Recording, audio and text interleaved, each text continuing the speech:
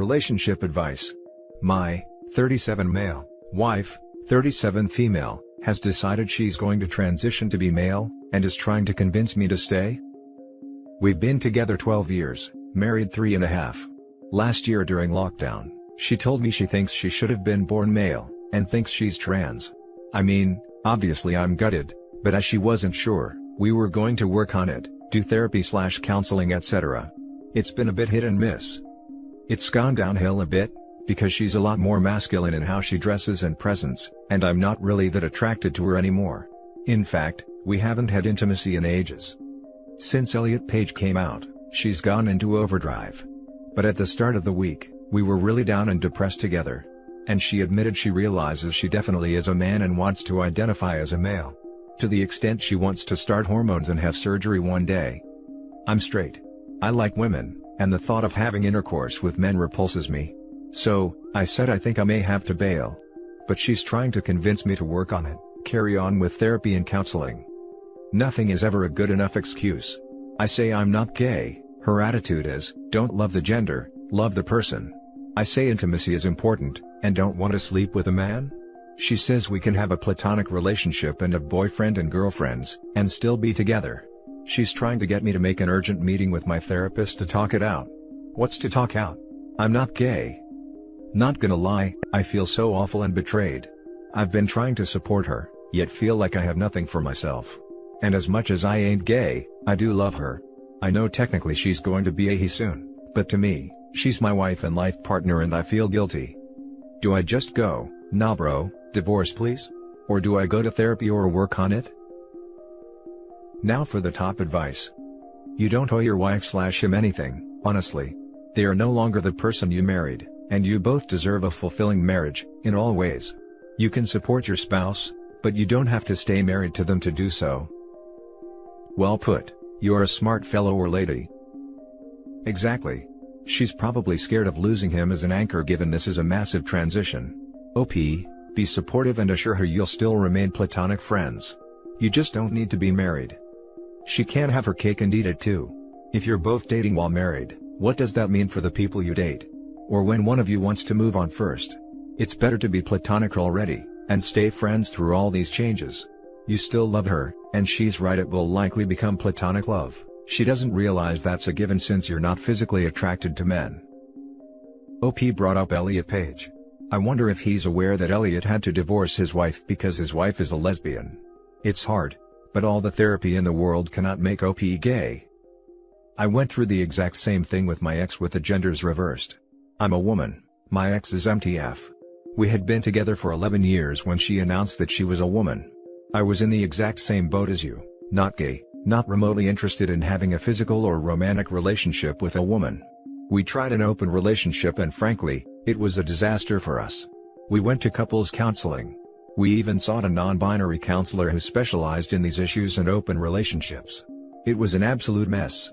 I can't tell you how many times I was called a TERF, phobic. We ultimately split up.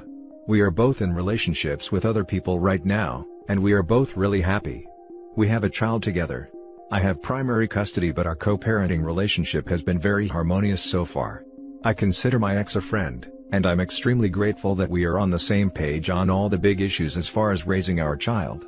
I'm completely supportive of her transition, and I'm thrilled that she's in a new relationship and they are really happy together. Her girlfriend has met her daughter and they seem to love each other, which is great. Feel free to PM me, since I understand exactly what you're going through, and not a lot of people do. There's a subreddit called r/mypartneristrans, but it's not the most helpful for those of us who are struggling with not being attracted to our partner's genders, and not being able to get past that immutable fact. But I pass on the info in case there is something helpful in it for you. Ultimately, this is a situation where no one is right and no one is wrong. There are no villains. Your spouse didn't intentionally mislead you, and you aren't intentionally rejecting their transness. But that doesn't make any of this easy. I still struggle with some lingering feelings of trauma, mostly around being able to trust my judgment of people. I was completely 100% blindsided by my partner's transition, and I can't shake the feeling that that's a failing on my part, that I should have known somehow, that I could have prepared myself. I couldn't have. I didn't do anything wrong, and neither did she. But it's something I struggle with anyway. You're not romantically attracted to males. That's all there is to it. Don't let this person try and manipulate you against your will. Tell him honestly that you support him being the person he truly is, but you need the same respect in return. That you aren't gay, aren't attracted to men at all, don't want to be married to a man, even platonically, and no amount of therapy is going to change that. Any more than therapy would be able to change him. That you accept him for who he is and how he wants to live his life, and need him to accept the same of you. Now for the next story. I, 26 male, recently found out that my fiancée, 28 female, has hid her massive debt for me for our entire relationship. I'm thinking of calling off everything and leaving, but everyone around me says I'm overreacting.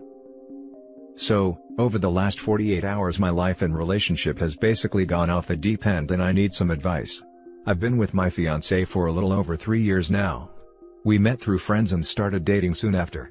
I proposed at the beginning of the year and we were planning to try to get married this summer. Due to a certain worldwide event, we had to put that off though. Outside of the normal relationship trouble that most people have, our relationship has been great. I really felt like she was the one and I loved her. But, it turns out she's been lying to me about her financial situation. My fiancée has never been in a good situation financially. She never went to college and works as a server full-time. This never was a problem for me. I went to trade school and make enough money to support both of us if needed. I have had to give her money before to help her when we were dating and this never bothered me. We ended up moving in together specifically to help her out in this area. This was never a problem for me, as I really don't care about money. However, this week I found out that she's been lying to me about how bad her financial situation actually was. When we moved in together my fiancée claimed she only had about $6,000 worth of credit card debt. I gave her the money to pay that off when we moved in together so that it wouldn't be a problem in the future. Well, it turns out this was a lie. This week I found out that she has much more debt. Over $110,000. She did not tell me this. I found this out when a debt collector called me. It turns out when she moved in with me, she didn't inform any of her creditors that she moved. Even though I don't care about the money, this pissed me off to no end. I confronted her yesterday about this and she claims that she was so afraid she was going to lose me at the start of the relationship, so she decided to just not tell me about her massive debt, and was going to wait till after we were married. For 3 years she just decided to lie to me.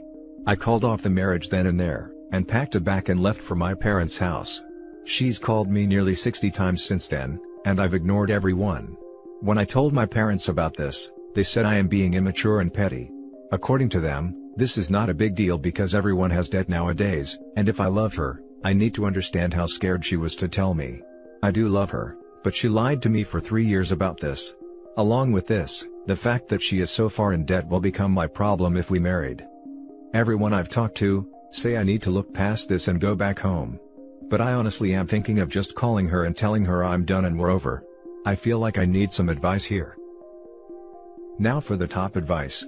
I work in credit underwriting. 110K is a massive amount of credit card debt. She has likely been lying on credit applications to even have that amount of credit available to her.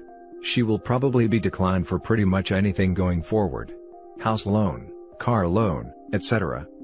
That level of debt at her income level is nearly impossible to pay off. If debt collectors are calling, that means she is already in default for at least one card. She will probably be forced to choose between filing bankruptcy or facing a lawsuit. This is a very big deal. Your parents are wrong. Flee from this situation because it's going to be around for probably the next 10 years as it is.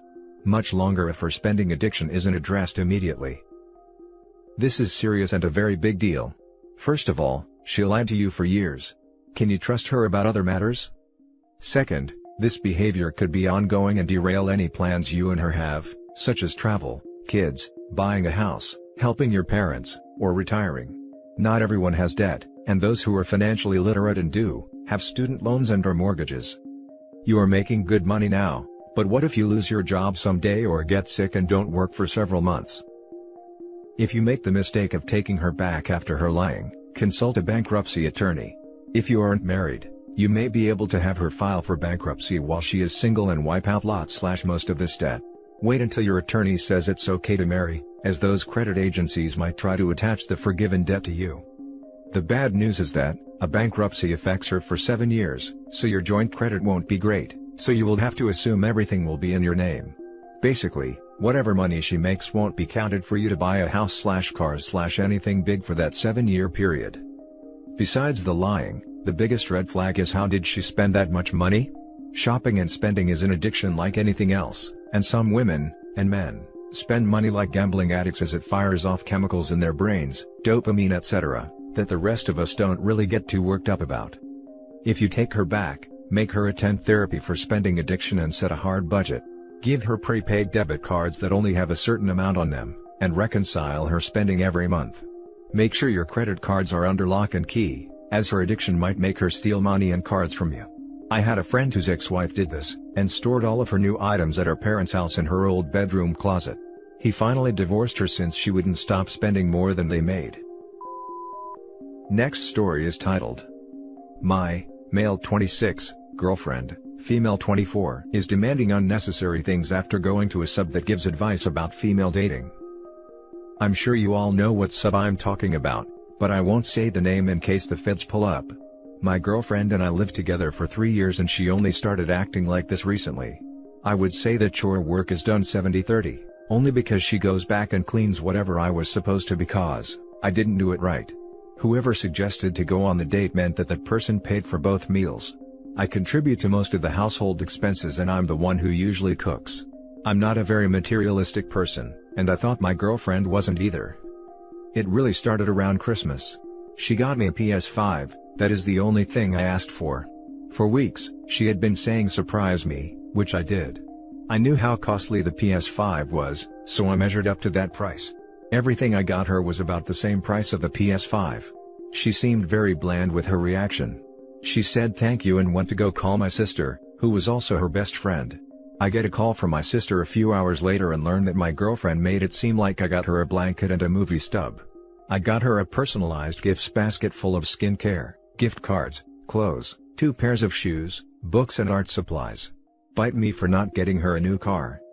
Now she's saying that I always make her pay. She's the one who always wanted to go out, I like to stay in, I'm only cooking what I like, I never clean correctly and she expects me to pamper her all the time. I'm so freaking done with all of it. I mean the other day, she asked for a new phone. She has an XR that still functions amazingly and she has a job. I always make the big purchases, why can't she use her own money? If I move out, she'll lose the place because she doesn't make enough money to afford it. If she moves out, she'll probably go running out making me look like the bad guy. I forgot to add about today. I surprised her with breakfast in bed and chocolates, like I always did on Valentine's Day. I thought it was some kind of sweet tradition. She responds that she can't wait to see what else I planned. I didn't plan anything else. Point is, I needed to rant. She can't expect me to treat her like a queen when she's acting like a jerk 24/7. She used to be very cool, not so needy, and very fine with staying in and eating McDonald's while watching a movie, and not constantly focusing on the materialistic sides of things. Now she wants to go out to the fanciest of them all, and expects me to give her money all the time when she has her own. It's okay if we do that once in a blue moon, but I don't have the energy to do that all the time. I'm just so freaking done and her mood is constantly dragging my energy down. Now for the top advice. People who scorecard their relationships always ruin them. Unfortunately, this type of story is becoming common. Person with issues goes online, finds some toxic community/cult to fill their personality holes, and then tank their relationships. Become a pretty big problem to be honest. While I see you have a point about increased expectations you never signed up for, I feel like whoever came up with the idea system of who pays for the date sucks. If your idea of a date is to never go anywhere or spend money, you should at least go half or take turns. Sounds like you guys are done. Seriously. Even as OP describes it, he doesn't come off very well. For your info, it isn't a surprise breakfast in bed when that's all you do. Sure, you don't have to buy everything for her, but making some effort is necessary. Having said that, did she plan anything for you? And which is it? Does she make plenty of money to buy things for herself, or is she not making enough to afford a place on her own? From the sounds of things, she might have a hard time getting a new place, but you might have a hard time finding a new girlfriend. Now she's saying that I always make her pay. She's the one who always wanted to go out, I like to stay in. Dates are so important to keep relationships new and exciting though. That being said, it sounds like both of you all are done with this relationship. Now for the final story.